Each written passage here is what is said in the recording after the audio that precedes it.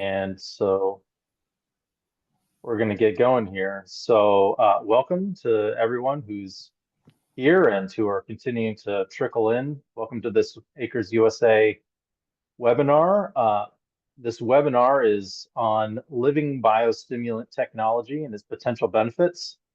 And it's brought to you by N-Soil Algae, a product of the Enlightened Soil Corp, which is dedicated to the elimination of toxic chemicals and empowering farmers in the effective, profitable implementation of a regenerative agricultural system.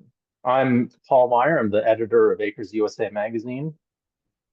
And today we are talking with three guest panelists. We have Dr. James White, who is a soil microbiologist and researcher at Rutgers University, Dr. George Taylor, who is the founder of N-Soil, and Dan Janski, who's a Minnesota farmer and conservationist. This webinar is being recorded.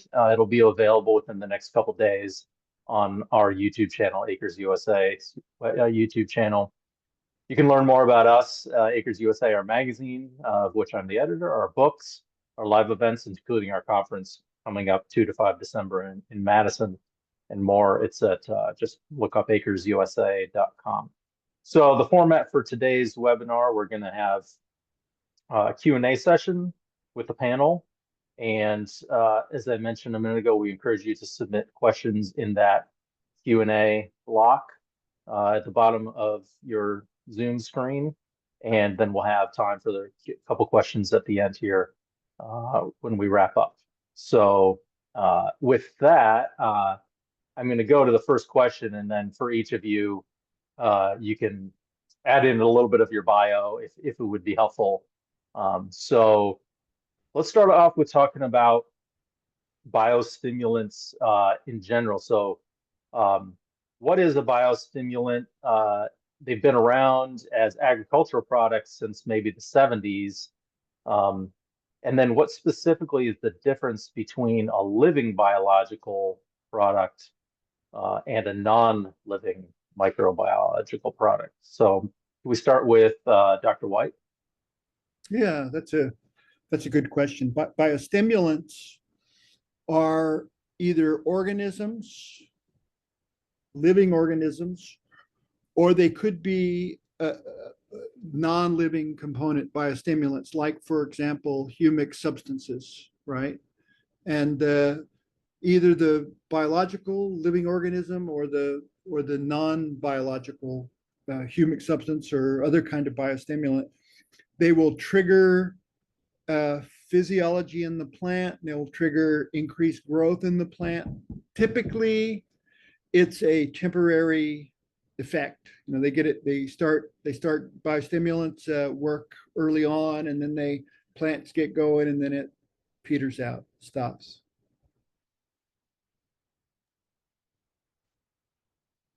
Can't hear you, Paul. Yep. Great. Yep. Dr. Taylor. Yeah, thanks for having us, Paul.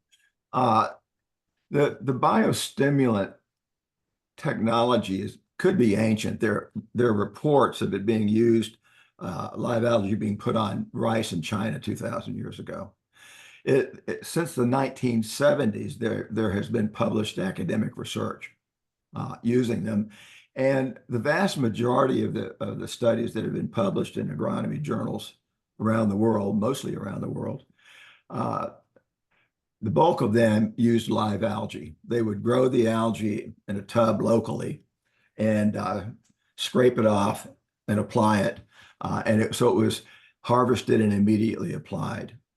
The problem, there was a problem commercializing that, because the live green algae, like other green plants, when put in dark storage, it dies. We've looked at it, and we had a 50% decline in cell counts when we put algae in a closet over a 2 or 3 day period, and it just dies out because it's photosynthesis dependent. And for that reason, the biostimulant market has concentrated on kind of substitutes for live algae, other systems that deliver phytohormones like auxins, cytokinins, gibberellins. That's really what most of the biostimulants do. And as a matter of fact, if you look at most biologicals, that's what they do. They're vehicles for the phytohormones. You apply live bacteria to soil. You know, it's tempting to think that bacteria that can fix nitrogen are actually put on in bulk enough so that they actually do that job. But they've also, the live bacteria have also been shown to produce phytohormones also. So it may be that that's what they're doing. At any rate, think of the biostimulants as Dr. White says, these are a live organism or the compounds themselves that stimulate plant growth. And as we've learned more recently, also stimulate soil microbial activity so that there is an increase in fertility. What we've done that distinguishes us in one way or another is we have been fortunate to stumble across a method for growing algae that allows it to live in dark storage. So now we are able to sell live green algae for use as a biostimulant, much like the researchers were doing back in the 70s, 80s, and 90s. Putting in soil in a bottle and putting in a closet. We have in soil. In fact, I was told this morning that we have in soil from February of 2023 that's been in storage and looks fine. But with a recommended use by date, which is conservative at 6 months.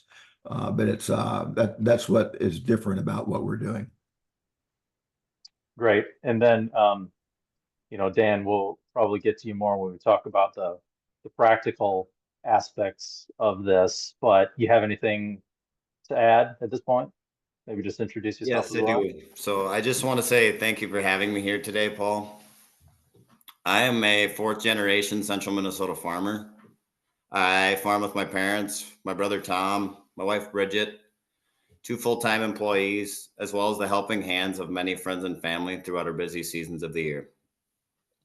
Our family has 1,000 feedlot animals, 110 dairy cows milked with robotic milking systems, and 30 beef cows. We have 4,000 acres of cropland where we grow alfalfa, canning peas, corn, oats, rye, and soybeans.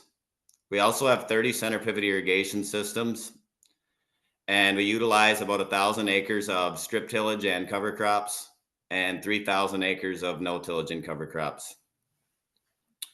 I am excited to share with all of you today my shift in thinking that has encouraged me to step outside of the norm, and the many wonderful people who have given me the ideas and the thoughts to incorporate these practices. My soil health journey began in 2016 when my brother Tom had suggested giving no-till farming a try. At the time, I was extremely skeptical. Fast forward 8 years, and we are utilizing practices that I never knew existed. With the with the help of YouTube University and Facebook business management courses titled Everything Cover Crops, Johnson Sioux Composting, and Farm Made Bioferts, these pages have encouraged me to utilize compost extracts and biologicals to increase crop fertility, nutrient density, and drought resilience. In September of 2021, after 5 years of learning the importance of minimizing disturbance and keeping living roots on the soil, I realized there's something more. After 10 days in the hospital, my wife Bridget and I brought our newborn son Waylon home to the farm. As first-time parents, our first day home was extremely difficult. We couldn't figure out how to calm down our screaming baby. After a while, I became frustrated and told Bridget I was going to take Waylon for a walk. We ended up in our fully bloomed cover crop field behind our home. After taking 2 steps into that field, the screams and cries of a newborn baby were immediately drowned out by the sound of buzzing bees and chirping birds. Excuse me, I'm sorry, I gotta take a second here.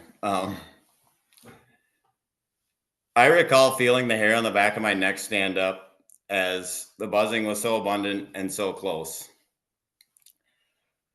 In that moment, it's almost as if like the when in that moment the crying stopped, and it wasn't until months later that that light bulb flipped on that soil is alive. And when Ray Archuleta had asked or questioned a room full of farmers, how do you know you've created the perfect cover crop mix? You can hear it, see it, and feel it. Words that replay in my mind often. And it wasn't until January of 2023 that InSoil was first brought to my attention when Russell Hedrick spoke at the National No-Tillage Conference and highlighted all the ingredients he had utilized to grow North Carolina's state dryland corn yield record of 459.1 bushels to the acre. At the end of Russell's presentation, there was a slide titled New Trials on the Farm. At the top of the list was InSoil. Excuse me. After Russell had left the conference, highlighting gratitude for his willingness to share his recipe for success was Ray Archuleta. I remember him asking how many people in this audience would grow the state dryland corn yield record and share with all of us how you did it. The room fell silent. I am here today because I believe gratitude reciprocates, and you never know how someone or something big or small may impact or influence your life. InSoil 99% water is helping me reach new heights as a farmer. I want to thank Dr. Taylor and Dr. White for sharing your time with all of us today. Great, thanks, Dan. Really inspiring to hear stories like yours where learning to farm biologically and more in tune with nature is really having a huge impact in the family. And I've had plenty of crying babies too, so maybe I should have done a little bit more cover crop therapy with them. Yeah, very Thanks. cool. So, Dr. White, going back to the difference between a living biologic product and a non-living one. So can you describe what some of these non-living biologicals are?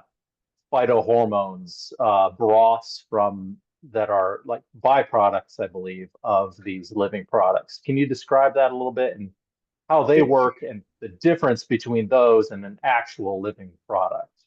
Yeah, the difference is if it's a product like humic substance, or if it's if it's organisms that have been killed, right? You basically, these are a little different in that you put them on and they're going to last as long as they're there. So you could apply them to soils, apply them to plants, really, because the plants are what responds to those compounds. So put them on the plants or around the roots. And so long as the compound or substance is there, the plant will respond to them. But the difference with a living organism is that, and some living organisms work better than others in the sense that when you put them down, they'll give a kickstart, but they'll last a little bit longer because the plant will actually cultivate them. If, for example, they're bacteria, the plant will cultivate the bacterium around the root tip and take them in, and that will stimulate growth for a period of time. Now, likely they'll be replaced by native microbes when the natives are there. They'll come in and they'll essentially outcompete what you put in. With the algae, the InSoil product, one difference is it's an alga, and really you have, with the InSoil product, you have the algal cell itself, which is, can do photosynthesis, can get sunlight, can produce its own food, so it can withstand, right? It can stay there. But these algae, the algal cells themselves actually have bacteria inside them. They have their own bacteria, so that when the plant gets one of these in-soil algae or absorb some in-soil algae, which are likely growing around the roots, growing, responding to what the plant is feeding them, putting exudates out and so these algae can actually take those substances, these exudates from the plant, and use those for nutrients. But then the microbes the algae and the bacteria are taken into the plant. Okay, so in the in-soil product, because of the way it works, should be a more stable product than many other in terms of the durability in the field and compared to some other biostimulants. So correct me if I'm wrong, but my way of thinking about this analogically is, if you want to get vitamin C, you could take a pill that has been extracted from different things, or you could eat an orange or a carrot or a whole balanced diet that has all these whole food, a whole food that has all these things in them. And analogously to agriculture, you know, commonly we feed plants these synthetic fertilizers that have, it's basically the plant is basically living hydroponically, right? As opposed to the research that you've been highlighting, Dr. White, which is that um, not only do microbes feed the plant, but the microbes that the bacteria, in this case the algae, are even living inside the plant, that the plant is actually feeding on these bacteria. This is the rhizophage cycle. It actually is, Paul, that is what I'm actually advocating for biological agriculture and basically regenerative agriculture, right? And tools like the in-soil algal product would enable or will enable growers to begin to build up their soils because they can survive in soils. They can grow in the soils and build up microbial titer and so forth in the soil. So it's an excellent way to start building soil health, right? And eventually, we won't need all the chemistry. Once the soils are healthy and we have good microbes in plants and we're using tools, biological tools like the in-soil product and other biostimulants, we won't have as serious issues with human health and agrochemicals in the environment. But people like Dan have to really pioneer how to do this. And, no one like a lab scientist like me is going to be able to help actually render this down to practice, right? That has to be done by courageous growers like Dan. You want to add to that, Dr. Taylor? Yeah, soil, root hairs, microbials, plants, very complex interactive system. On one level, I look at the algae as kind of a phytohormone delivery system that works over time, as opposed to adding a phytohormone that's been purified. I mean, some of the European countries will sell you an auxin product or a cytokinin product that you apply at different times during the growing season. Very sophisticated. But these phytohormone actions are very short-lived when you just apply the compounds. I think of it as a short-acting medicine versus a long-acting sustained release medicine, if you will. Put the algae down, it continues to produce the phytohormones over time. That very well may be simplistic. As James White has shown, there's a heck of a lot going on with the algae interacting with the microbial system, soil microbials, and the root hairs, and becoming endophytic and transporting endophytic bacteria into the plant. I mean, this is all complex stuff, but at base, I just see the algae as a way to, well, I'll put it this way. row croppers are putting it on 3 times a year, and that seems to be adequate. Okay, so they are getting kind of a sustained release effect. One other thing, though, that happened, that the first thing we noticed when we started using it locally ourselves was that it made the plants grow, okay, and made the increased yields and made the vegetables look better. But then we started doing a lot of soil testing, Haney testing, and then genomic testing. The next stage, the next chapter was that we started finding an increase in soil respiration, increase in organic matter, which is, by the way, has been described in previous studies going back to the 1980s or early 80s. And with the genomic studies, a marked increase in both the bacterial and fungal biomass, and an increase in the number of the bacteria that have been shown to fix nitrogen, for example, or solubilize phosphorus. So the effect on soil was pretty striking, but that was kind of the second chapter after we saw what it actually did to plants. And then there are things that have happened since then, but the effect on soil seemed to was a bit of a surprise to us, and actually a nice surprise. I do want to get to a couple of these questions that are starting to come in, which I think would help kind of focus our conversation as well.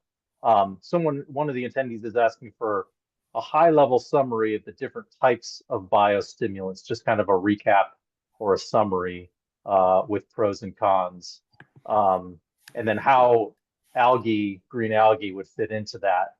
Can you take that for just 1 minute, maybe, Dr. Taylor? I know you've written articles about this, for our magazine and other places. Yeah, I commented on the Acres article that you published in July. I commented that the precise mechanism for biostimulants changing fertility, increasing microbial biomass, has been uncertain, and it's a minority of the available biostimulants that even make the claim that they see an increase in fertility. Some do, many don't. We've seen it pretty uniformly with the live algae, and that has been the experience of previous researchers. I'll be honest with you, I am not expert enough to talk about biostimulants in general. Dan may have a better handle on that than I do. Anything you'd like to add to that, Dan, or Dr. White? I let Dan go first. Okay. So I guess you guys were talking about the benefits of human health, animal health, using algae. And obviously when I walk out into the fields and see where I leave my test strips where there is no in soil, and I'm seeing drought resilience, I'm seeing, increase in tonnage on forage, I'm seeing discoloration changes. Now I know a lot of people say color doesn't always have effect in crop health, but somehow, some way, when you see something that's substantially more abundant, bushy, alfalfa, peas, or have been where I've seen the most of this, but the plants seem to hold on to water longer. And somehow I'm no expert in that field, but I do believe the plants are not as droughty. There's got to be more nutrients. It's got to be better for animals. It's got to be better for people. And I think that's what's so powerful about something that you use that's as simple as 8 ounces an acre, and I'm seeing these kind of results. It's very touching. Mm-hmm. Cool. Yeah. And Dr. White, you want to add anything to that?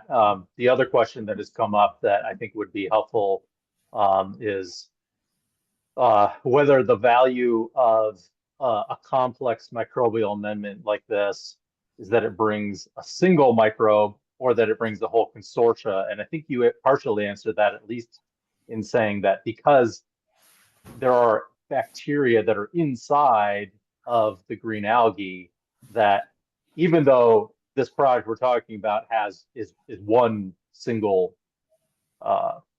variety or strain, that it can have a variety of other bacteria that are contributing to the plant. Is that Would that be It- your it- understanding? Yeah, it actually, the in-soil product carries with it.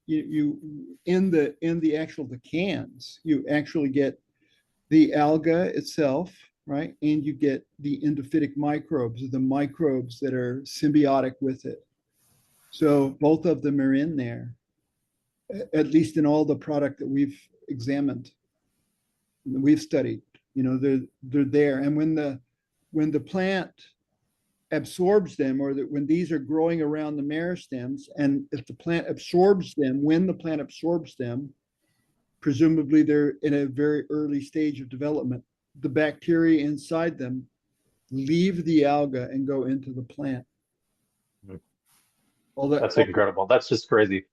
all We that, don't have any yeah, we don't have any photos to blast up here real quick, unfortunately, but I've seen these pictures of and we could probably send these out to the attendee list afterwards of algal cells that are actually inside plant roots, yeah. that bacteria that are actually inside the algae, bacteria that are actually inside the plant. It's really incredible. The Really, go ahead, George. I'm sorry. in the growing process is pretty darn green. We're using sterile water, equipment that is sterilized. One of the biggest problems growing algae is having contaminants. You'll come in one day and the tank is brown or black because all the algae is dead. People who grow algae commercially understand that you really got to pay attention to sterile technique, if you will, which kind of surprises me that the algae actually have endophytic bacteria. But the other question is, if the algae are living in the dark, it implies that they are consuming other organics. They're basically becoming heterotrophic as opposed to autotrophic. And so, you know, what are they eating? That's been a big question from regulators and U.S. State agricultural regulators. What are they eating? And I think the answer from the experts is that sterility is a relative term. And yeah, there are. I mean, we right now are having we're right now having in soil tested, batch tested, when it's being used on leafy greens in California. And what they're really interested in, they don't want to see any salmonella or Shigella on the in the solution in the product. And there's none of that kind of dangerous stuff. But there obviously is some organic material, and that's basically what the algae is apparently living on when it's in dark storage. A couple other basic questions that I think you could answer real quick, Dr. Taylor. What variety of green algae, and why do we refer to it as living or dead? And then also the question of how do you keep it alive? And I know some of that is a patented process, but yeah. Yeah, we're using Chlorella vulgaris. We have PhD phycology consultants who work with us on this, and the man who actually runs the algae production facilities has been growing algae commercially for 30 years. This is not something that amateurs jump into and do very well with, quite honestly. Chlorella vulgaris is these people in the business kind of refer to Chlorella vulgaris as a workhorse algae. It's used for so many different things. I mean, it's used to mitigate oil spill, chew up hydrocarbons. It's used to clean up heavy metals problems. I mean, it's used for a lot of different possibilities. And basically, the way we keep it alive, as I said earlier, the growing there is a pre-existing metabolic pathway in the algae that allows it to consume other organics as opposed to just living on photosynthesis like plants do. And the growing process that we have discovered apparently stimulates that metabolic process, allowing the algae to consume other organic material and living in the dark rather than depending on photosynthesis. It's not that there's no genetic engineering involved. We've not created there's none of the techniques of genetic engineering have been used, but basically we feel like we have trained the algae to employ the metabolic pathway that allows heterotrophic growth. That's how it stays alive. Right. It works like a Yeah, bacteria. and so you've kind of answered the question as well. So Shannon had asked, I heard algae is a bad thing, sign of compaction and drainage, but we're talking about a different thing here. Dan, there's a couple questions that I think you could answer together. One, are you saying that you can use in soil with no other inputs if the soil is healthy? And then also, there's a question about the depth at which you're placing it. Are you spraying on the surface versus putting it into the root zone? And then another question as well about whether we can truly get to zero synthetic fertilizer applications. Can you just kind of generally address all of those? Yep. So I guess we'll start with your first one, which was in regards to if we're using in soil by itself or with something else. We've had these nutritional programs together for several years, whether it's something as simple as boron and sugar going on alfalfa. These were practices we were using already. I just heard about in soil and its benefits. And we started with alfalfa because I had heard alfalfa is where everybody is seeing the largest response. And I did my controls just like I would normally do. I went out in the field and sprayed half of the field with in soil where I was using boron and sugar on my alfalfa, and the other half there was no in soil. And I think later on we'll highlight some of those pictures, but there was definitive differences in between the controls and tests. Where we had used in soil, we had a lot more hay and a lot more nutritional value as well. Yeah, I can go ahead and pull those up here Okay. real quick. I think now would be a good time to just talk through these And another, photos. and maybe I'll add while you're pulling those up too, Paul. Can you see that there? You see my Yep. screen now? So I've Okay. been using So here's in the first soil one. some too as seed inoculants. This particular field pictured was inoculated with in soil. And after it had spiked, I came back again, like I would boron and sugar, to the alfalfa and added in soil. In the center of the picture, you can see there's kind of a definitive lighter green or a droughtier part of the field that you have your cursor on there. Mhm. I had put in soil on this entire field. I batched this is a new seeding alfalfa field. And to some people, it might look like a literal cover crop.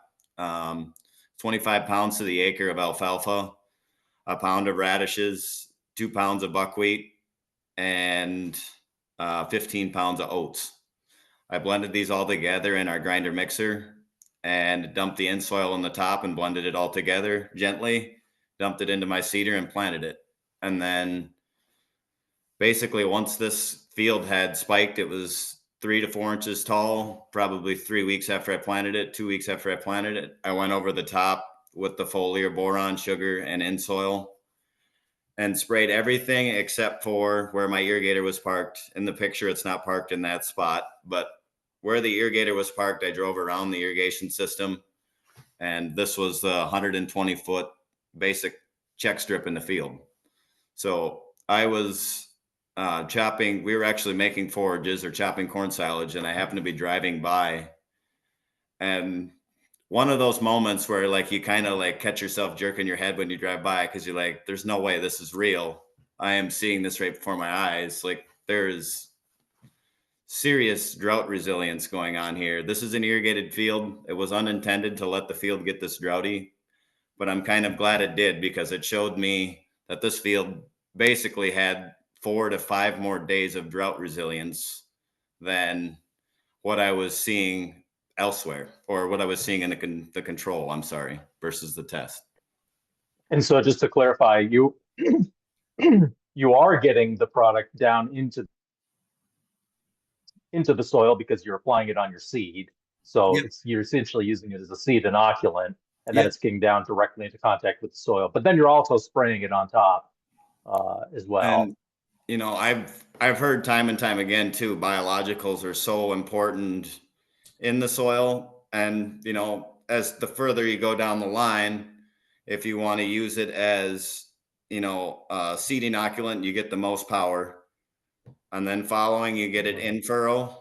And then after that would be your foliar sprays, where it's not quite as powerful, but it's still making an obvious impact, what we see Yeah. here. So And to just comment too on or answer another question about combining this with other products. You can absolutely safely combine a living biological, a living algae product with other biologicals. They're not gonna interfere with each other. Is that your understanding? That's your understanding, Dan? what's that? That would be your understanding that you can mix Yes. this I with mean, other biological products and other nutrients and no definitely problem. from what I've seen, I feel like it synergizes.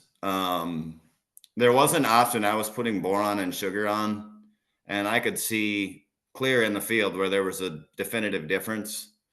Mhm. So again, I'm not the expert here. I am just someone sharing my experiences, but I do believe that mixing these products together somehow takes these nutrients and makes them much more bioavailable, and you know, they seem to have larger effects on the plants. Right. And then just sharing these last two photos here, here's your alfalfa Yep. without in soil and then with. Got a couple extra inches of growth there. This was the real eye opener for me. This spring was the first time that I had actually seen these kind of results. And this was right after alfalfa came out of dormancy. I had mixed up in soil with compost and went out and applied it on the field. So what you're seeing here, this 8 to 9 inch tall alfalfa actually received in soil and compost extract together. So the other side was just compost extract.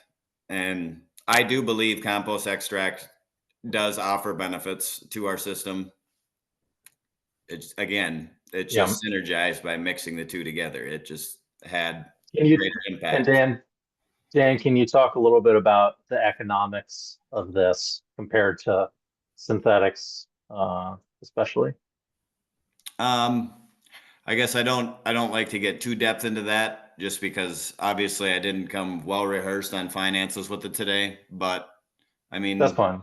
what I will say is I spent about $9 an acre on the in soil here, and the compost extracts are really, there should be value to compost. I use it as, it's kind of my hobby, what I do in my spare time. I throw these composts together and I make Johnson Sioux compost in aerobic bins, and I extract them in a cone tank with an aeration system, which is filtered. And then I put in our ag sprayer and I mixed the in soil and this together. So, I mean, I had realistically $7 into application from the machine and $9 an acre from the in soil. And this is the results we saw. Yeah. Now, not alone just the physical attributes, but the tests that we had. I pulled scissor clippings. I don't know if anybody in the audience is familiar with those, but they're basically tests of nutrient value.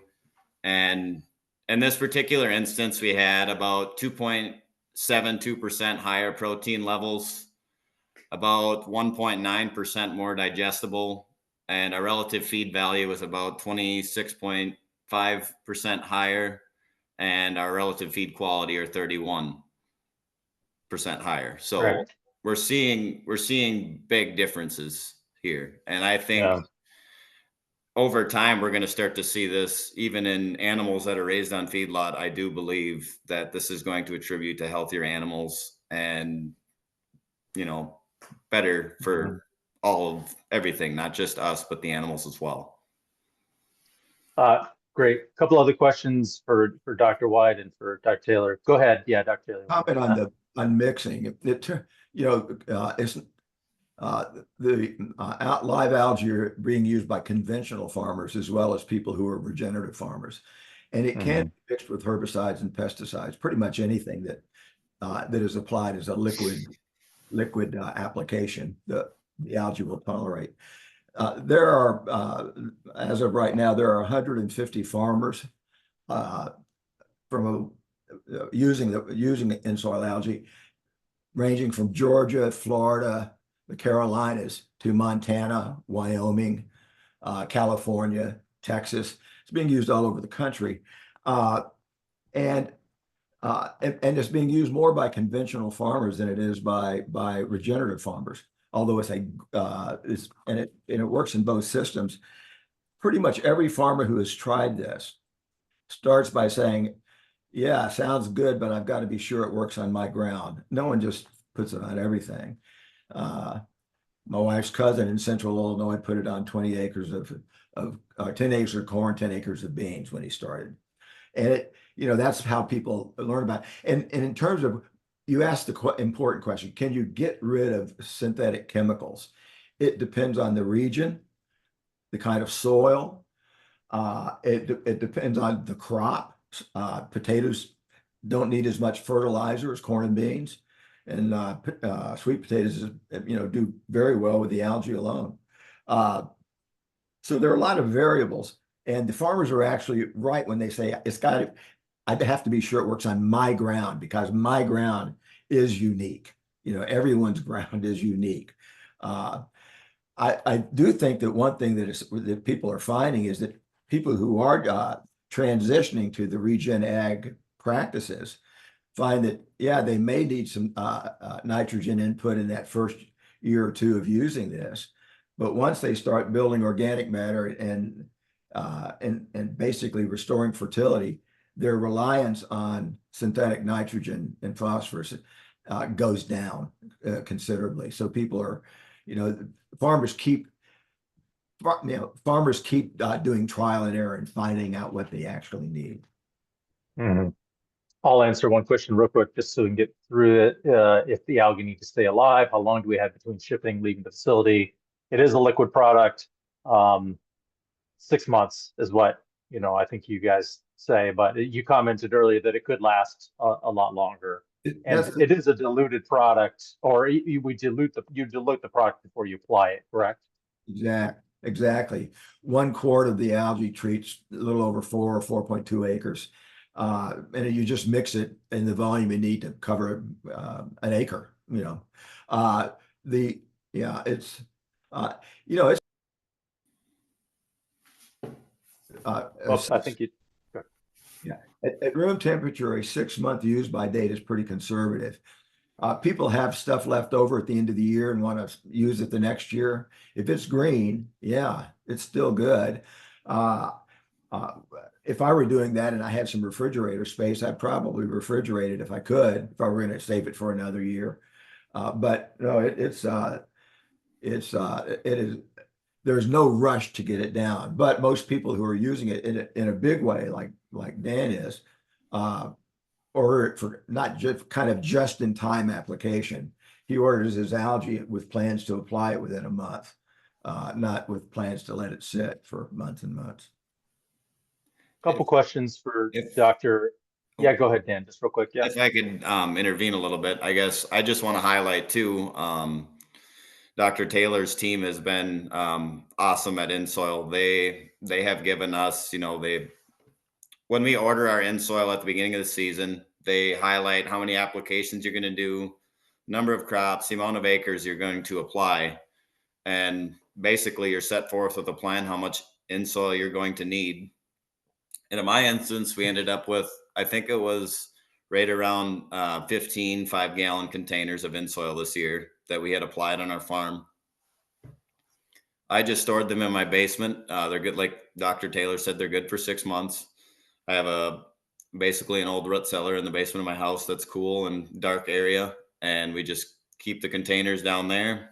And anything after I open, I store in a refrigerator just to keep it cool. And aside from that, I mean, if I have any left over at the year, it's a great source of, compost tea. I can add it into my compost bins, and it's something else or another ingredient that gets utilized. It's not wasted at the end of the Yeah. year. So A couple questions I think Dr. White could help answer. This question from Joe Scrimger. How's it going, Joe?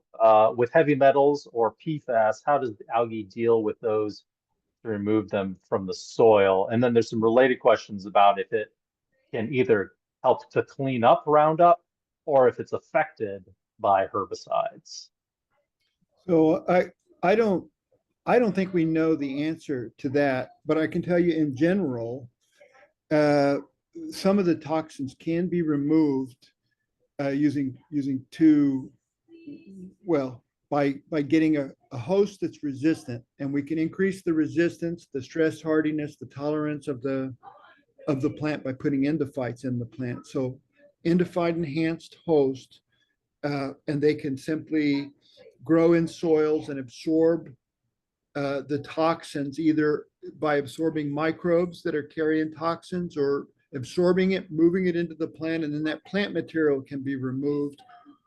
The other way that some of those compounds are removed is that because once they're absorbed into the plant, there's an oxidative interaction, reactive oxygen superoxide. It's really highly potent, and it will denature some kinds of biological, some kinds of molecules. So some sorts of toxins can be denatured using that. So it's really, that moves right into the rhizophagy system, where microbes would carry any of the heavy metals or toxins or whatever they are into the plant where they could be oxidized. Okay, and that would be sort of the strategy there. There's a lot of oxidation that happens on roots as a result of microbes being there, and that oxidation can break down a lot of compounds. Not all, but many compounds will be degraded. And I think Dr. Taylor answered this question that you can still apply this product with whatever else you have in your tank, that it's not going to be degraded by herbicide itself. Yeah, including Roundup, it's not a problem. Right. Couple quick questions for Dan. In terms of seed treatment, does the algal coating serve as an anti-lubricant, neutral in regards to flowability, or as a lubricant enhancer? Did you notice anything along those lines? Nothing there. I guess I should have stated too. We have an air seeder that I planted everything that I inoculate with. So I take extreme care, caution. Obviously, I don't want to be dumping, 10 gallons of water on top of seed that I'm trying to get through an air seeder system, because it's going to bridge, it's going to create problems. The way I do the system is another great thing about in-soil containers actually is they've got a breather hole on the top. So I can actually unthread that little breather hole and I'll use it as basically my seed inoculator. So I mix whatever I'm going to use with old containers, take that little lid off, dump it over the top of my belt conveyor, and it's just constantly dribbling my seed inoculant in as the seed's going in. Obviously not a foolproof system. I kind of just try to get the seed set so that every 2,000 pounds, I'm putting about 5 gallons of my intended seed inoculant in. And then I dump it into our seed tender, let it sit for a few hours, and then I'll dump it into the seeder so that it doesn't set up and turn to concrete or have big clumps inside the tank. So, right. And then another question about when you're adding it later, when you're spraying, at what stage did you spray it directly onto that alfalfa? So normally, obviously, when we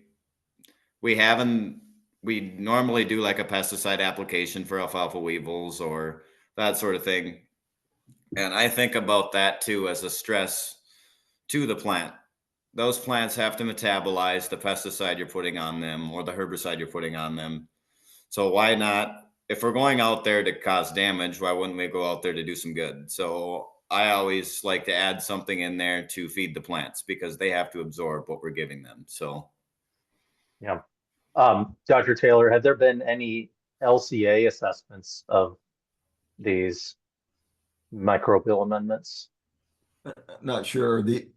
What farmers are generally doing with row crops is that they're doing a soil drench or a seed inoculation. A second application post-emergence with beans maybe at V8, with corn maybe at V5. And then a third application just before the hottest time of the year to add the stress resistance with the heat. So it's basically what most people are doing with row crops is 3 applications at those times. And will it survive a freeze-thaw cycle? Yeah.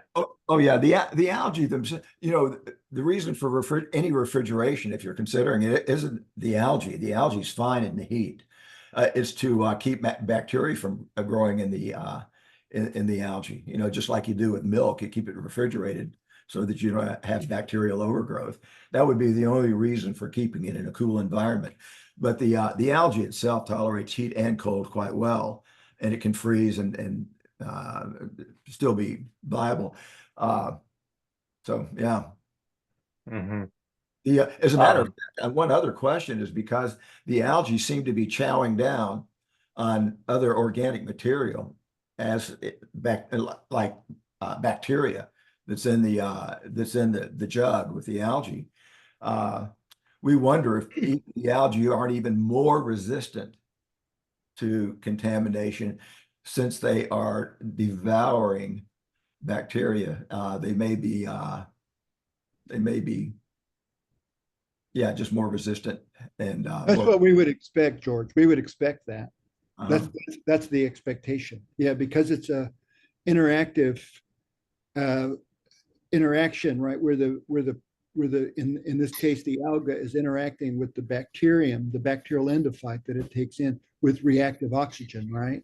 So that makes the alga upregulate its own enzymes and stress features, right? So the antioxidants, for example, that's going to protect it from stress and so forth, gets upregulated. So that's with the bacteria. So it may be enhancing and that's what I would look for. I would try to do an experiment where you can control the amount of bacteria and then see if you get increased hardiness with you in those ones where you have more bacteria.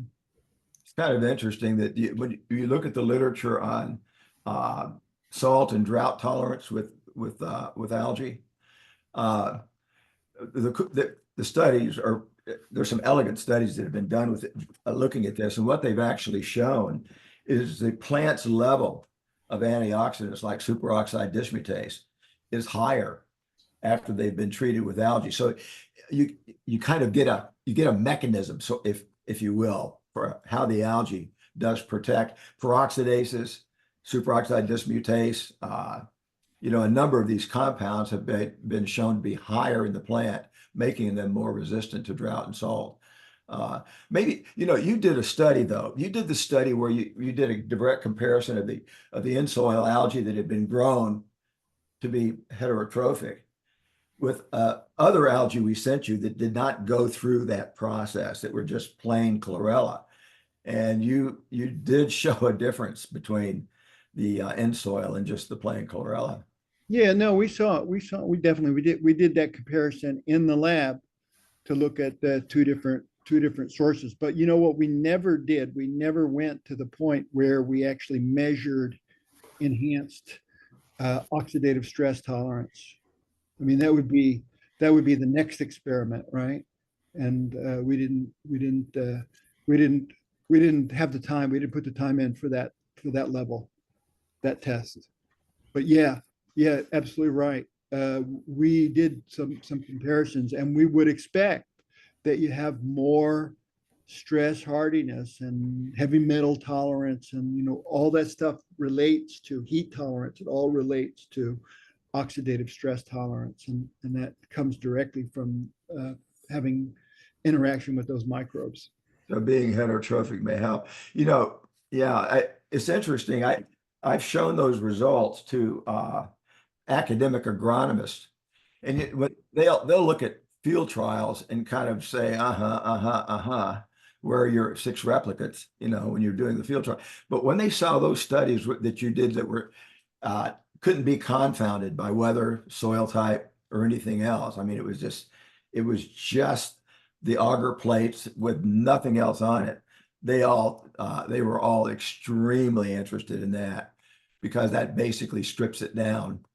Whereas, what farmers have to do is they have, I would tell a farmer to trust that it works, but again, you've got to see how it works in your setting on your ground. There's so many people, I think, that are skeptical about this idea, and I think a lot of people, it's very hard to incorporate or try something like this, because how many different things can you buy in agriculture that are supposed to be better for the soil, or give you a yield bump? And I think a lot of people are just tired of hearing it. But the reality of it is, at least on our farm, we're seeing the same things Dr. Taylor's highlighting. Is, yeah, it can be seen on yield trials, not just physical attributes, but I'm seeing anywhere from 9 to 27 bushels an acre on corn from this growing season. Now that could be, we had one field where we did corn silage, like Dr. Taylor had highlighted, the 3 applications. And I think, and the reason I didn't do a test on this farm is because it was all going to livestock feed. And I had Tucker sent me an article that had highlighted the benefits to livestock that were fed crops that had algae on them. So we had a little left over from that farm, and same thing, we did our micronutrients that we added with the in-soil. I took a plot below our house down here that's actually corn this year, and there was enough left over to spray about 3 acres. That 3 acres was 27 bushels above the rest of the field average, sprayed on once. I think the timing was perfect. It was like V6-ish time. I can't say for sure. I knew that was the right time. It just worked out that way. But that same field as well did a control test where we actually fertigated 28% nitrogen and added in soil with it, where we put boron inside those tanks and we mixed it. It was used and applied onto the field. It's actually worked out perfectly because we had two 250-gallon tanks. So I had the one tank spun on half of the field with our normal 28% in boron that we put on at fertigation timing. The next morning I woke up when the irrigation system was halfway around. I actually was there in the perfect time, closed the valve and switched over to where we had the in-soil, and same thing there. There was a yield advantage to doing so. In that spot was 9 to 12 bushels an acre, which is very crazy to me because we had our smaller fertigation pump on there, so we couldn't run the irrigation system around with a minimal amount of water. It was still put on with a half to 3/4 of an inch of water and 8 ounces. And, you'd look at your 27,000 gallons of water on an acre. That's kind of crazy that it was in that large volume of water, 12,000 gallons an acre, and we still saw yield advantage to using it. So the question is, how can that work? And I think the answer is that the math has been done using it as recommended. The dose is basically 50,000 algae cells per square foot of soil. If you do the arithmetic from the cell counts and the amount put on per acre, that sounds like a lot, but it really isn't when you compare it to the gazillion bacteria and fungal cells that are in the soil in that same space. But apparently what the algae, 50,000 cells, apparently broadcast enough phytohormone that does do the job over with that application rate. I mentioned that 150 farmers are using this. And we our website has a lot of information, the information from the farmers themselves, crop report basically. We have had going from year 1 to year 2 to year 3, I think we're over 95% in terms of people continuing to use it. We've not had it's extraordinarily rare that we've had somebody who used it and then said, didn't do much for me. I'm going back to my NPK. That just hadn't happened. I'm going to be honest with you. Last year we had some corn trials and we had a terrible mix up with our test. The combine had issues recording the test. And I was like, oh man, I'm not going to know if I got that benefit or not. And this spring, when I saw the alfalfa, it wasn't even a question that we, without a doubt, had a benefit, especially now this year, seeing it on corn and seeing the advantages having it there. So I really doubt that anybody could use in soil and not see a result. Yeah. It's been true Well, for pretty much all crop types. I mean, it's been used on hemp. There's a big group in Guatemala that's used it on sugarcane. Been used on sugar beets. It's been used, a big pepper trial in North Carolina, a citrus trial in South Georgia, and recently pecan tree studies in Texas. I mean, it's been used on a great variety of different kinds of plants, and it's been pretty effective across the board.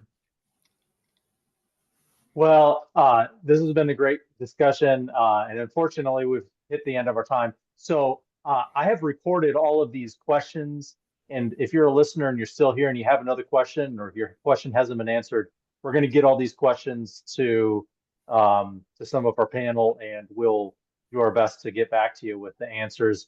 If you even want to stick on around for another minute or two and type in another question, that would be fine. So just to conclude here, thanks again to our panel. You guys have been great information. You can learn more about it in soil at enlightenedsoil.com. You can learn more about Acres USA, our magazine, our books, and our upcoming conference in December 2 to 5 in Madison, Wisconsin at acresusa.com. And I know InSoil will be there and lots of other great speakers and companies. And thank you again for being with us. And we look forward to having you again. Dr. Taylor, one last word. The website has been changed. It is now insoilalgae.com. Okay.